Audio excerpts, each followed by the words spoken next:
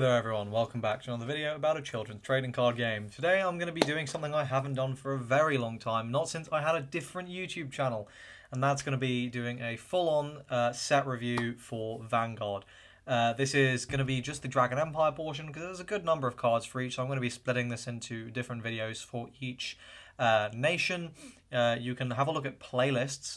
There should be a playlist in the top right hand corner which will compile all of the set reviews for each nation. So that way, as we go into the future, it's one easy reference point, because, you know, I imagine if you're interested in Dragon Empire, you might not be as interested in Stoic, for example, so I thought it'd be best to split it like that. Also, the way I'm going to do this is I'm going to start with the new ride line for each of these set 1 videos. I'm going to start with the new ride line, and then I'm going to go from low to high rarity, is the plan. So that's preamble out of the way. If you enjoy what you see, like the video, subscribe to the channel, I'd love to have you, and let's get started. So first we have Double Gun of Duststorm Bart.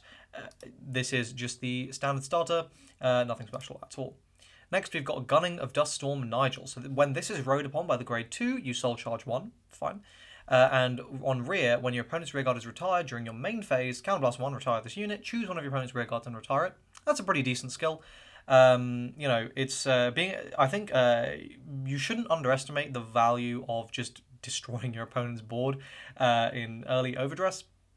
It's not that easy to build a new board, and you know, it depending on the deck, if you can choose your retires carefully, this can be really nice. This is a fairly generic card. Obviously, it's very much designed for use with Eugene, but I think this is a pretty powerful tool that I can't really think of a reason not to run at high counts in the deck. In terms of the ride line capability, Soul Charge 1 is a very whatever. I think this would be better if it went to Soul instead of retiring it. There's the cost just because of the way Eugene works, but yeah, it's pretty okay. Next we've got the grade 2. When this is rode upon by the grade 3, you draw a card and you choose a card from your drop and put it into the Soul. So, you know, that's nice. It's going to be, so you're getting 2 soul charges plus your grade 0, 1, 2, so you're already going to have 5 soul for Eugene, good to go immediately, which is nice. And then it has auto on Vanguard and Rearguard. When this unit attacks, if your opponent has 2 or less Rearguards, counterblast 1, soul charge 1, and this unit gets a plus 5k until the end of the battle. It's a pretty iffy skill, counterblast 1 for 5k and the soul charge. I'm not a massive fan of that. Yeah, I'm not a huge fan of that, to be honest. I think you're probably not going to be doing that too often. Just, you know, it rips an extra card, sure, but I think there are much more efficient ways of using Counterblast than just for 5k. Here's the big boss of the deck, Heavy Artillery of Duststorm Eugene. This card has been absolutely destroyed in all tier lists, all reviews. If you saw the preliminary first impressions one I put up on Twitter, which you can find me on Twitter at Academy Aibo. It's also in the description. I recommend you give me a follow because I'm quite funny.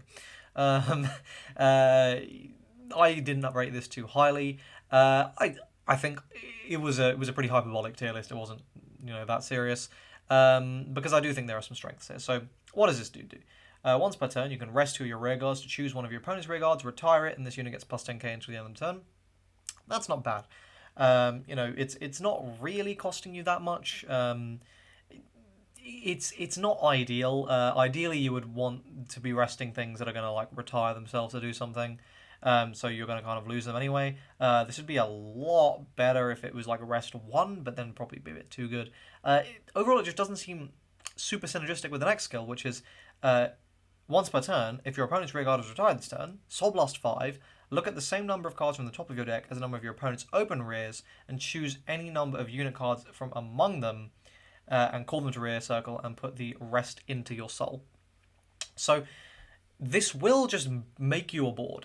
In theory, you know, overdress isn't necessarily a game where you want to be hard committing to boards super early, so it's very likely that the turn you ride this, because you're going to have 5 soul, as long as your opponent has a rearguard, you can then trigger this skill to just get a board for free, which is really good.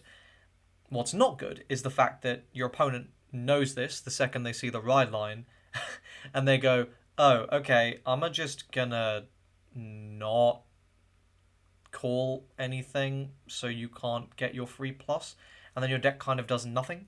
And like the whole way I see this deck being decent is in generating that value, right? Like if you make a board for free, that's a lot of hand you get to keep if you're not having to call a hand. So, and it sort of fuels itself as well, because for anything you don't call, you can just put it into Soul. So if you already have a column, for example, and you use your Soul Blast 5, then you can call 3 and Soul Blast and Soul Charge 2. That's not bad. You know, it's okay. The way that I imagine they think this will happen is you have a column, you rest the column, you retire an opponent's rear guard, you Soul Blast 5, you look at the top 5, and you call up to a whole new board if you're willing to just let those other ones go. Doesn't seem particularly strong, seems very easy to play around, and yeah, seems pretty mid-tier in my opinion. These are the triggers. We're just going to go through this very quickly. So you can run up to 8 of a given type of trigger at the moment. First order, Burn Bright Pure Prayers. If your damage zone has 3 or more cards, choose one of your units, gets 15k. It's a Blitz order, so this is a 15k shield. I think this is pretty good. It's obviously very useless in the early game, but you could just, in the early game, you can just discard this for Ride Deck. It's not really an issue. And in the late game, this is going to be essentially like having extra triggers worth of guard, which is really nice. I think especially for decks like Virina, which I've tested a lot more, it doesn't seem like you need to run quite as many grade 2s in that deck. It's it's fairly easy to kind of keep that keep going. You've got searching and stuff, so it's not that bad. So this seems like a pretty easy inclusion. It's not really gonna mess around with your deck's consistency too much. Just seems like a good card. Yeah, very solid. These 15k blitzes are generally quite nice. Sunlight Punishment. Play this with Counterblast 1 or more cards. Choose one of your opponent's rear guards for each Counterblast play for this cost and retire it. At the moment, I don't think this card is super good, but I think this has like very generic future potential. Like, it's just an order where you can just Counterblast X to retire X. And that's going to be valuable more than likely at some point. If Dragon Empire gets a deck that doesn't care about Counterblast, well, boom, now that deck has just free field wiping late game, which can just swing the game. It's possible. This is also just a generic form of targeted removal if there are matchups in the meta where you just need to remove things. For example, the Dragon Empire mirror. Perhaps you just want to be able to go Counterblast 2, retire both your Virina, whatever it's called, the big one, the grade 3. That could be quite good. Valiente. Or maybe you just want to use this Counterblast 1 to retire 1. You got your normal Virina, which you'll just Soul Blast to retire the other one. These are things that it could be used for. I think it's okay. It is, again, it's just going to be entirely dependent on how much Counterblast your deck has, so I think this is a fair card, whose use is meta and deck dependent. This is a 10k booster. Fine. 10k boosters are nice, but you really do want to be maximizing value, so whether or not this makes the cut is like just going to depend on the deck, really. Stealth Fiend Shigamanago. On rear circle, auto, when the opponent's rear guard is retired during your main phase, you can retire this unit, look at the top card of your deck, and you may call a unit from among them to rear circle if you do not put the rest into your soul. I don't really know why you'd bother playing this. It's a restricted ability to retire an 8k booster to maybe get something better, maybe get something as good, or maybe get something worse. If you consider a trigger to be worse, already, if you consider triggers to be worse, already, like, more than half your deck is going to be as good or worse, which really doesn't seem worth it. I don't think this card's particularly good at all. Until we start getting stuff that's like, when called by effect or something. At the moment, it seems pretty bad. It's the same card. Drag Ritter Zafar. Auto, when this unit intercepts Soul Blast 1, it gets plus 5k until the end of the battle. This is pretty nice. 10k Interceptor. Shield value is pretty tough to come by. This is definitely going to be a better card in Eugene, because I don't know how Virina's fitting this in. And Eugene has the soul to justify it, certainly. This is not bad. But again, it's not really... It's a 10k vanilla on your turn. Do you really want to be doing like so little on your turn that you want to call a 10k vanilla? Probably not. I think this is a pretty weak rearguard. This is a rearguard where if I saw this in Zorga, I'd be pretty happy, but I don't see this in Zorga. I see this in a deck with much better rearguard options. Stealth Rogue Vine Blade Oshikuni. On auto on rear, when the unit attacks, if your opponent has 2 or less rear guards, this gets 5k in the battle. So these 15k attackers are pretty good, because with an 8k booster, it's hitting 23k, which is the magic number to force either a trigger or a lot of cards from your opponent's hand. So this is not bad, pretty decent in Eugene. I imagine you'll kind of have to run it in Eugene. Next we've got Stealth Dragon Hadoshigen. When this unit is placed on rear, if you have a unit in the overdress state, counterblast 1, choose one of your opponent's rear guards and retire it. There ain't no space for this card, buddy. Next we've got Twin Buckler Dragon. This is going to be a staple 4 of in every single Dragon Empire deck because for some reason it's strictly better than the starter deck one. I don't know why they felt the need to do that, why they decided let's make the boost set one strictly better. There was really no need. You could have just made the starter deck one as good. But now, you know, this rare in Japan is like 300 yen because it's a staple, and if they don't reprint like new ones of these basically every set, then these are just going to get more and more expensive. So, you know, better than them being double rare. As a Vanguard boomer, I remember when your only options were in double rare, and they were like £10 to £15 each. So I'm not complaining. You have options, but you know, this is strictly better, so you would go for this ideally. Next, we've got Dragritter Alwalith. Auto, when it's placed on rear, counterblast 1, subblast 1, choose 20 opponents, grade 2 or greater rear guards and retire it. This is going to be, again, pretty decent in Eugene. Pretty not decent in Virina. This is like an okay card. It's like it's grade 2 or greater, so you're not really going to be able to hit back row unless you're against Bastion. This will be pretty good against Bastion. Being able to like target removal is not bad. It's just one of those things where it's like, grade 2s are one of the easier ones to replace, and I think from the lists I've seen anyway. So yeah, it's an okay card. It's a fun card. It's nothing special. Stealth Rogue of Strife Fudomaru. When this unit's attack hits, cost discard a card to draw one. It's filter. If we ever got way cards that like plus when they're discarded or something, then this could be really nice. But other than that, it's like a 10k vanilla that like filters. I don't really want to waste my deck space on that personally, but hey, I don't think it's too good. Dragritter Dubba. When this unit is placed on rear, counterblast 2, soul charge 1, and choose one of your opponent's rear guards and retire it. Very expensive. Counterblast 2 for 1 retire? Yeah, you get a soul charge, and yeah, it's retire anything, but counterblast 2? If it was counterblast 1, this would be good. Counterblast 2, I mean, I know Eugene doesn't really use that much counterblast, but bloody hell, I'd rather use the order. Then we got Charging Dragon Tribash. Auto rear. When your Vanguard attacks, if your opponent has 2 or less rear guards, put this unit into your soul, choose one of your Vanguards and get +1 crit to the end of the battle. This is not bad. I can see this actually being used in Eugene. Of course, the downside is you will have to swing with this first, which isn't ideal, but giving your Vanguard that crit pressure is pretty good.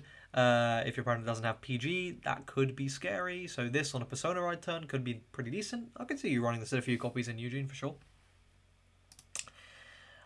We've got the overtrigger here. I have said my piece on overtriggers, so obviously you run it, and every time you check it, you feel bad for your opponent, and every time you don't see it, you feel bad for yourself.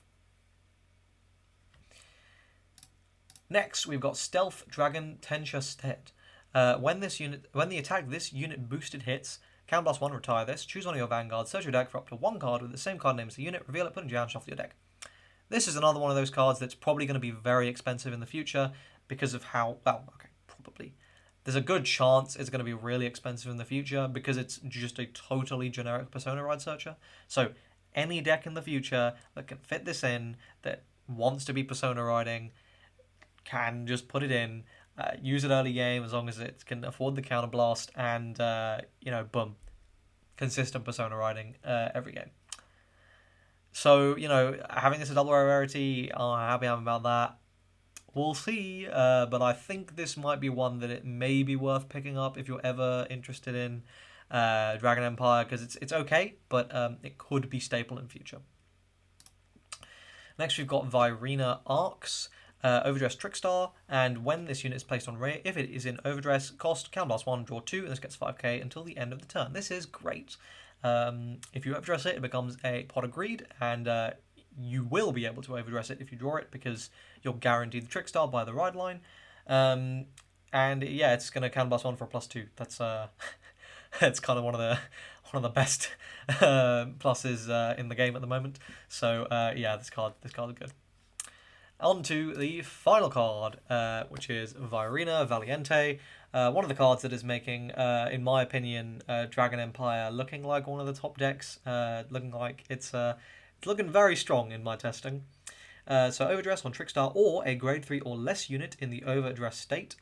Notice you can stack multiple of these, so you can make this thing very big if you want to. Continues on rear. This gets +5k for each of this unit's original dress. That's just every card underneath it.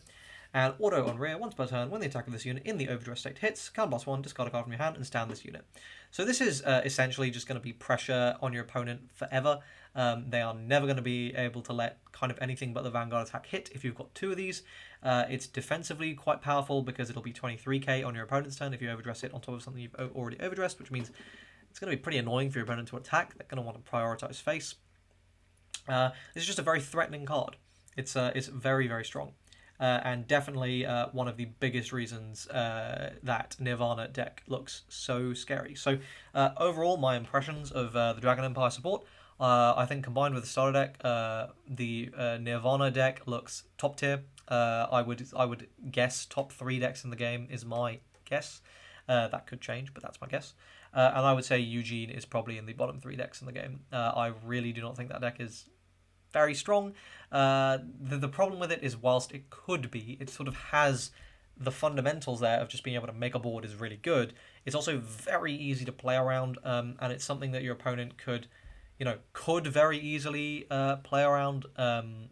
It wouldn't be tough for them to do everything they need to do to just deny your deck functioning until they are comfortable letting it function. And at that point, they're probably just going to bash your face in and, yeah, make you feel pretty bad. Granted, testing could change that, but just from my first impressions of it, I don't think it's too good. But there we go. That is my Dragon Empire set review. I hope you guys enjoyed this video today. If you did, leave a like on the video, subscribe to the channel for more Vanguard content. Check out Gate Ruler as well. I make videos on that. You can find them on my channel. And I will see you guys in the next video. Cheers.